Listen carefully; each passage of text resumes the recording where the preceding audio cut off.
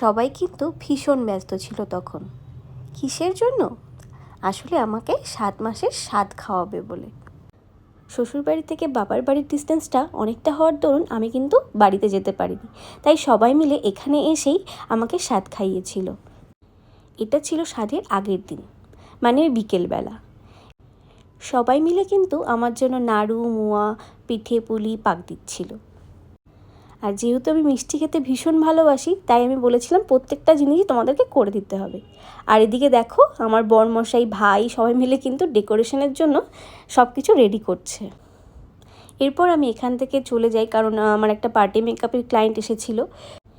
ক্লায়েন্টকে রেডি করার পর আমি কিন্তু মেহেন্দি পরতে বসে যাই নিজেই। এখানে সবাই মিলে আড্ডা দিচ্ছিল। এরপর নিজে যখন ডানাতে মেহেন্দি পরছিলাম, বরমশাই এসে বলে আমি পরিয়ে দেবো। তারপর সেই আমাকে ডানাতের মেহেন্দিটা পরিয়ে দেয়